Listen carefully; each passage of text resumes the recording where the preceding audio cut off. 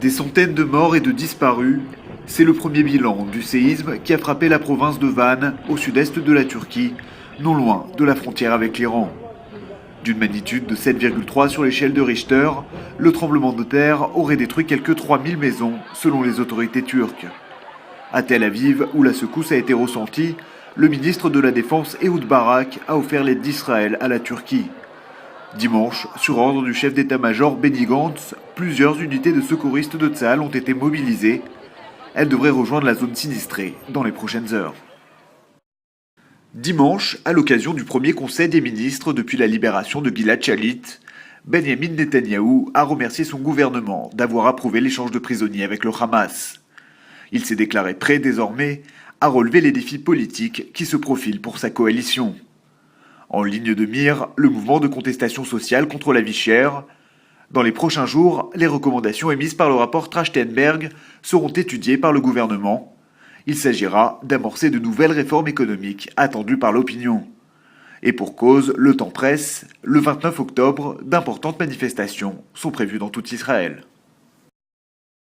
À Jérusalem, un jeune juif orthodoxe de 20 ans a été grièvement blessé samedi après-midi par un Palestinien. L'incident s'est déroulé dans le quartier de Ramoth où, selon des témoins, l'assaillant a réussi à s'enfuir vers le village voisin de Beit Iksa.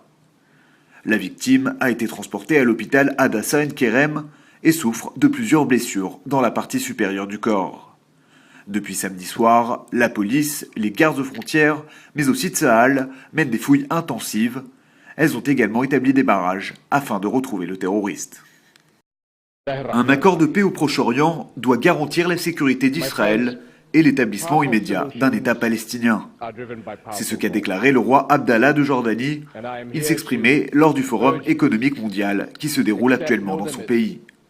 Le souverain chémite a rencontré à cette occasion le premier ministre palestinien Salam Fayyad, et c'est en marge de cette réunion que le négociateur Saeb Erekat a déclaré que les Palestiniens rejetaient l'offre du premier ministre israélien Benjamin Netanyahou.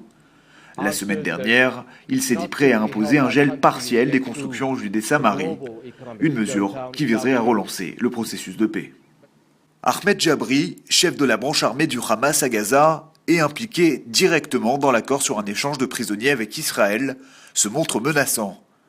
Dans une rare interview accordée ce week-end à la presse arabophone, Ahmed Jabri a juré de vider les prisons israéliennes de leurs détenus palestiniens. Pour y parvenir, il promet tout simplement de nouveaux enlèvements d'Israéliens. Plus que jamais, l'homme fort des brigades Ezzedine al-Qassam est surveillé de près par Israël. Après avoir orchestré sa capture, c'est Ahmed Jabri qui pendant plus de 5 ans avait tenu secret le lieu de détention de Gilad Shalit.